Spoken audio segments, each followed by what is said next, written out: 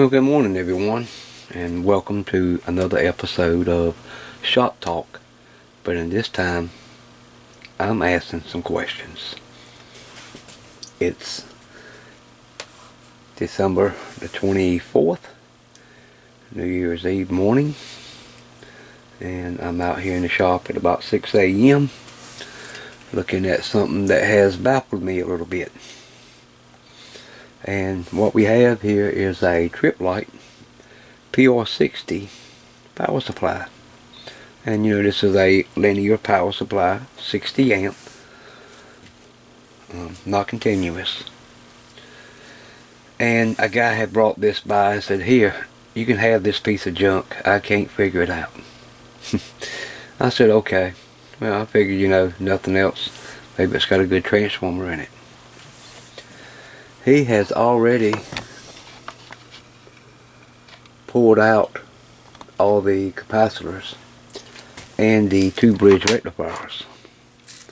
Now, if you look at these capacitors, you can see they were in sad shape, and the ends are bulged out of every one of them. So something major happened. And there's a couple it's already leaked some electrolyte out the top, so they were in bad shape. We got some bridge rectifiers. These are PR3504.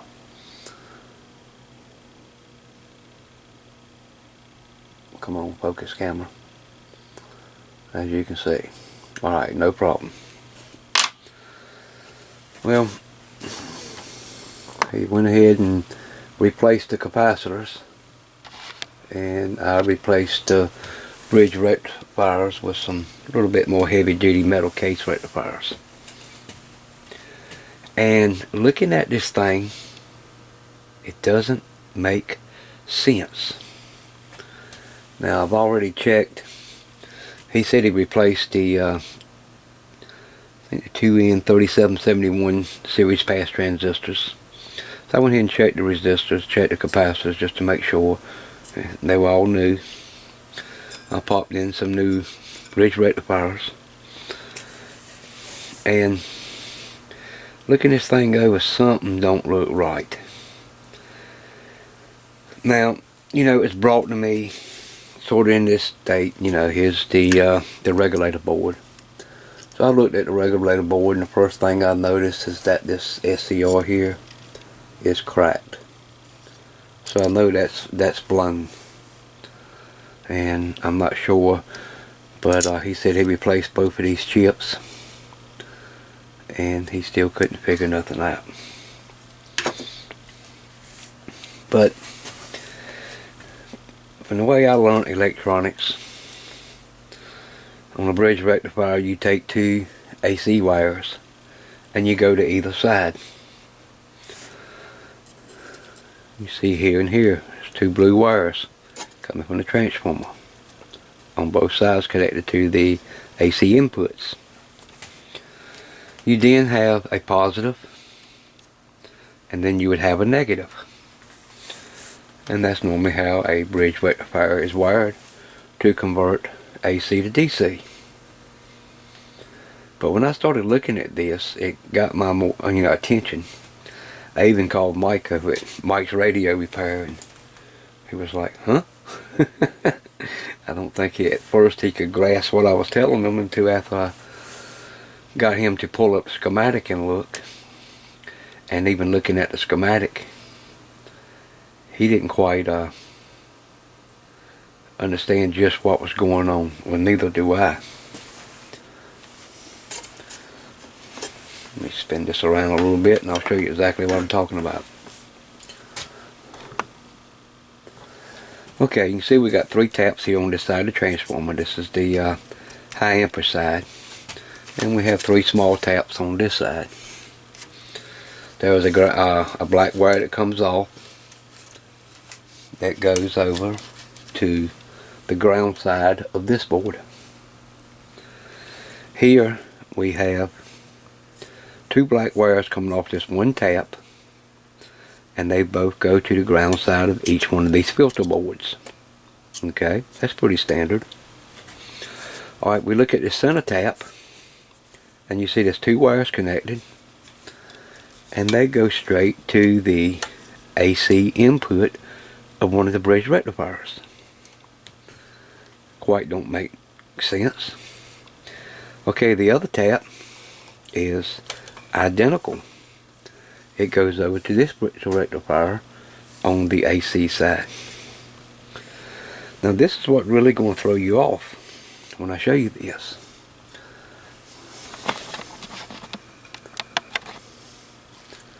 When we look, this is the positive side right here coming from the bridge rectifier.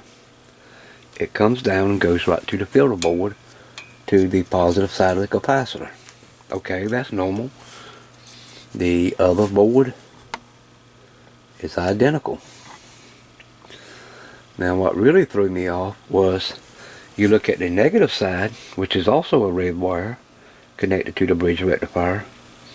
It goes down also to the positive side of the capacitors. And the same for the other side.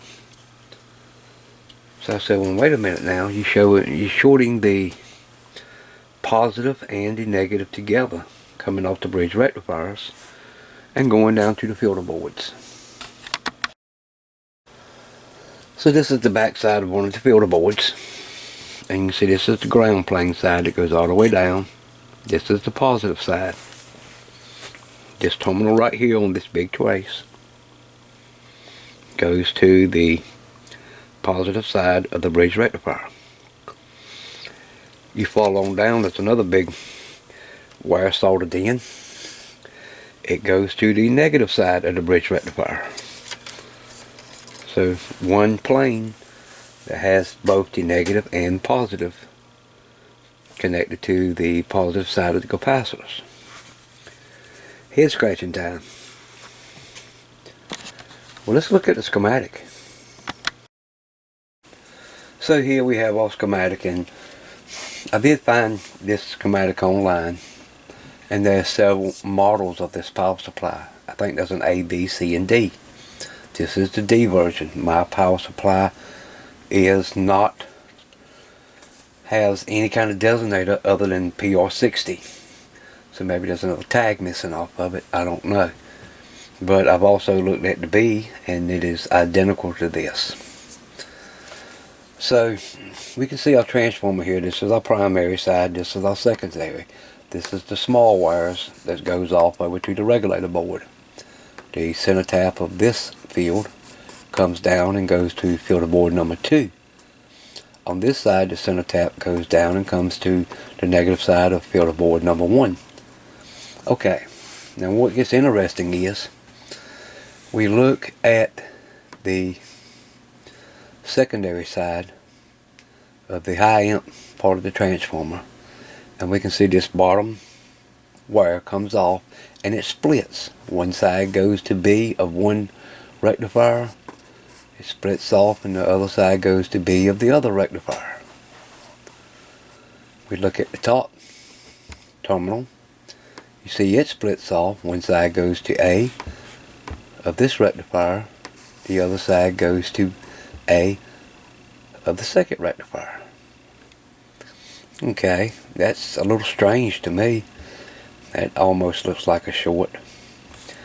But what it really gets interesting is, if you see right here on the bottom of the rectifiers, we got two positive terminals on each one. And if you notice these two positive terminals, they come down and they're connected to the positive side of the capacitors here. Okay, I have never seen a bridge rectifier that had two AC inputs and two positives with no ground. I don't get it. It does not make sense. Now maybe, I don't know what REM1 and REM2 is. There's no parts list with this schematic, only just schematic. There's also no part number for these two rectifiers. So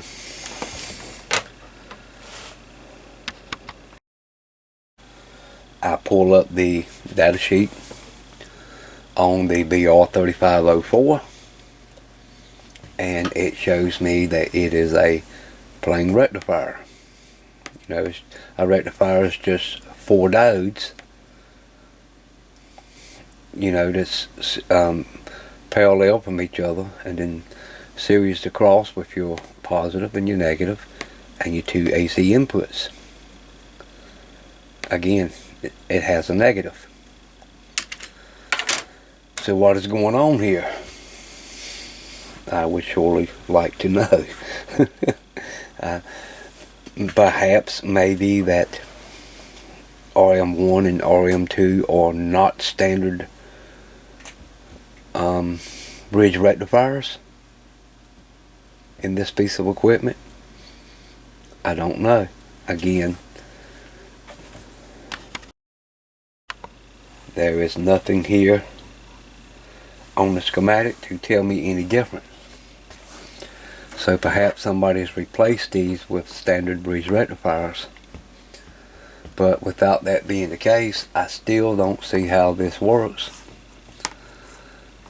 Because both of these rectifiers has 2 positive terminals, each one going to the same filter board.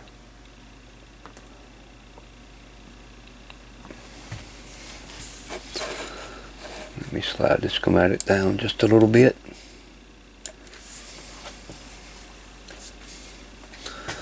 And as you can see, the negatives is what passed through these big ceramic resistors into the series pass transistors. Guys, I'm lost on this. I don't understand what's going on. Using standard bridge rectifiers, I see a short. And what I'm thinking is these may have been replaced. I don't know what the original is, and I can't figure out what's going on. So I decided to start doing some Googling and searching. And let's see.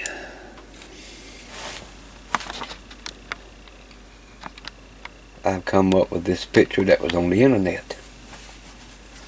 And you can see this is not even wired up like the schematic. You see this tap here off the transformer on the secondary, splits off into 2 blue wires. They both go to this rectifier on either side. The same with this tap. It splits off, goes to this bridge rectifier on the AC inputs. The bottom tap splits off with 2 black wires. One goes to the ground side of this board, the other one goes to the ground side of this board. So something's wrong. And let me go ahead and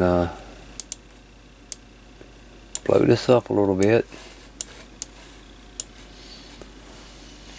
And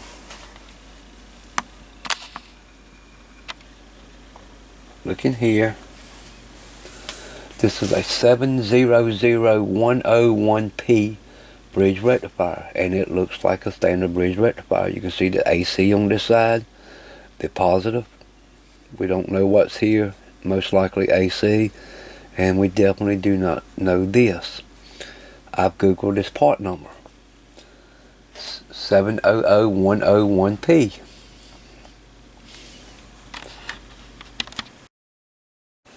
And doing my Google search, I have came up with absolutely nothing. I mean, no hits at all to any kind of voltage rectifying device or anything. So I decided to come back and put a K in front of it. And we'll get a disposable vaginal douche view. And still nothing, no hits at all on any kind of voltage rectifying device. So if anybody has a clue or has seen one of these supplies, have one of these supplies, I'd like to hear from you and see what your thoughts are. If you have one, I'd like for you to post some pictures somewhere or mail me some pictures. I'd like to see what's going on. I'd like to see what kind of voltage rectifier devices it has. Again, looking at the picture, I don't know, there's no verbiage attached for this picture. It's just in Google Images. So maybe somebody was having the same thoughts and posted up a picture for someone to see.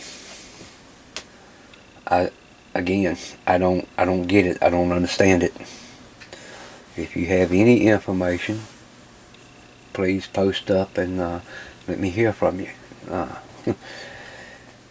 You know, whenever I get a supply, I love to get supplies back up and running, and I always used another 60 amp supply here in the shop. My VS50 quit on me recently, and I've got to rebuild it here in the near future. And you know, a lot of times I am having to move supplies from one place to the other. Set up a little dipoles up on top of the roof of the house, and I moved one of my supplies out to the house. Do a little monitoring on some ham radio in there, so I like to get this one going to use it to take the place of this one out here. I would probably be best to take it and connect it to a chain and hook it back to the boat that it came off of, because I've never really cared for the way Tripp Lite power supplies are built, generally because of the weird stuff you see like this. So you know, Tripp Lite's been in business a long time, but what I've read over the net over the past few years, you know, people have a lot of problems with Tripp Lite supplies. They're not Astrons. Astrons are good supplies. I've got a 70 amp Astron under the bench. It was used on my repeater system for about 10 years. 24/7, never shut down, never cut off, other than to do maintenance. And it's been in the shop here for a good 10 years, and 7 of those years it stayed on 24/7 here in the shop. And one day I said, hey, why don't I save this electricity and just cut it off? So it stays off until I use it. So yeah, any comments that you have on this to help give me a better understanding of it, I would love to hear from you. So as you can see, it's a really crazy built supply. It's very interesting the way it's designed. So any information y'all know or seen, or if you have one of these, I'd like to hear about it. I will post up some pictures on the website. I'll leave a link down below so that you can see that, and I always post all my videos on the website too, so if you want to go in there and check out some of the pictures, I'll get them up shortly. And in the meantime, I'm still waiting for the slow boat to China to bring me my logic analyzer so we can get a look at these waveforms on the realistic HTX-100, so we can figure out what we got to do to install a new display board, so we can solve this problem with bad displays in these radios. Other than the display, there's nothing really you know, should be any other catastrophe in these radios that would cause you not to be able to repair them. I know some of the finals in the HR2510 or getting hard to find, but that's still out there. You can run across them. So right now, you know, the display is the biggest issue with this radio. And coming back on the first of the year, we'll be back on our 101 project. So we got 5 of these we got to get through.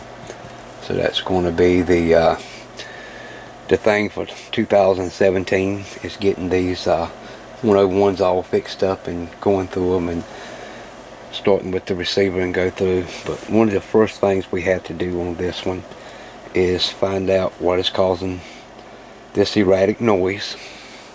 If I turn the volume up with no antenna,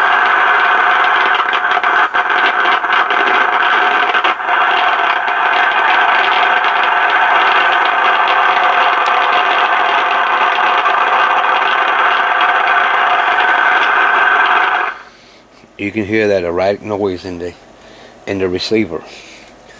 Now all the controls has been cleaned, so it's no pot. I done tested through all that and looking through, and we just have something that is very noisy in this receiver that's causing what almost sounds like, you know, lightning crashes in the background. But I think this is lightning crashes inside the rig.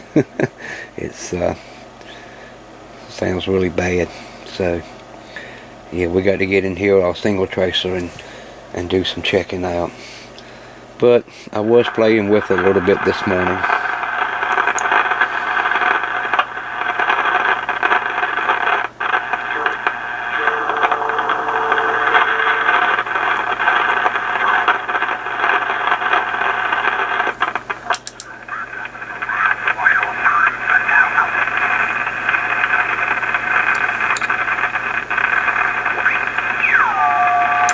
And even without an antenna,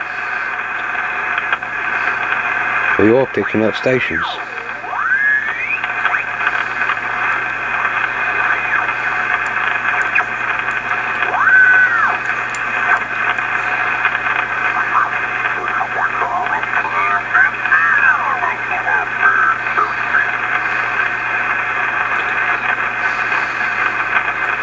So all this is just a piece of coax going up to the HP single generator, and I'm able to pick up stations with just that piece of coax.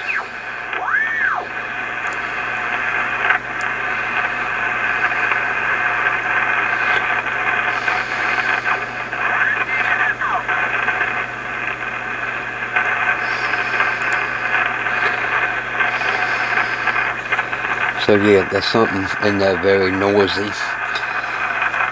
And just doing, you know, a visual and just testing, I almost feel like it's something in the VFO that is causing the problem, because it will change as you tune the VFO around.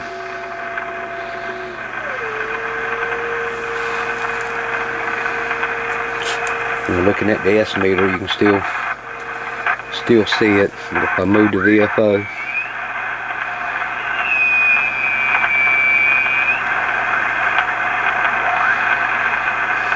comes and goes. I think that's going to be a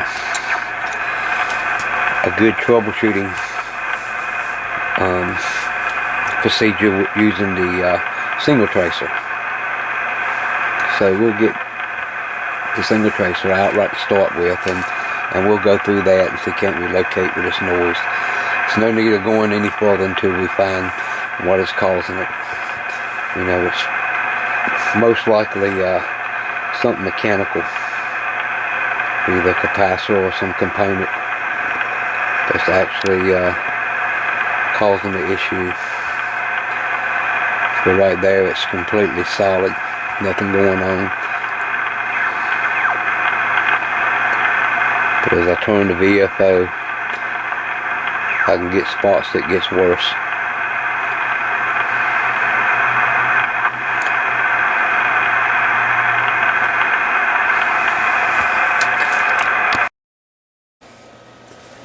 So we finished up 2016. with a very demanding work schedule at the public job where I work at, and a lot of time put in. And we'll go into 2017 with a lot of new projects and getting some old projects done. Again, the 101 will probably be one of the first main concerns of getting it, because I'm getting so many mails of people wanting more information on these. So, you know, I got to try to provide as I can. I am off until the 3rd, so this is going to give me some time to get out here in the shop and get some projects caught up and get some repairs finished up, hopefully. And might even take a day or two just to go out and enjoy myself. We'll just have to see how that goes. I want to thank everyone that supported the channel. You know, all the subscribers we have. We're just about to hit the 3,000 subscriber mark, so very impressive. It's really grown, but couldn't done it without the support of you guys. I've had a lot of people send in stuff here lately. I had a few Christmas cards and some items sent in, so we'll probably get a mail bag in the next couple of weeks on those. And you know, thank everybody that sent that stuff in. I really appreciate all the support. But anyway, for those of you that celebrate this evening, Merry Christmas or Happy Christmas, however you prefer it. I always say Merry Christmas myself, and hope everyone has a great and wonderful New Year. So 2017 should bring a lot of good new things. So we'll see you then. Leave your comments down below, and again, I'll leave a link to the website for pictures of that PR60 and maybe get some comments on that. Everyone have a good day, and we'll catch you later.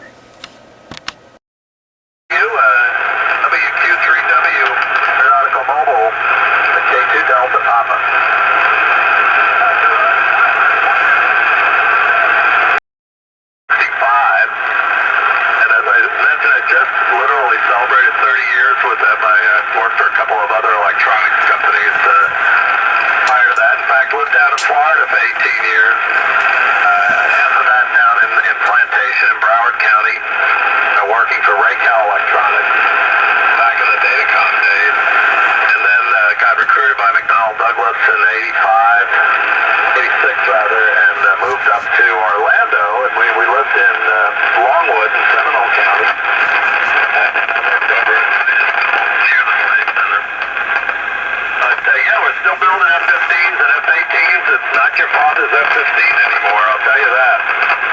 Nor is the F-18, the Super Hornet. And we're still building those for both the U.S. government and our international customers. And the Viking takeoff that you referred to is still done. And it's quite a thing. You know, we get an air show every day at work because we are in full rate production. You know, we are building F-15s right now and F-18s. Electronic version of the F-18. So you see lots of airplanes flying in and out of St. Louis.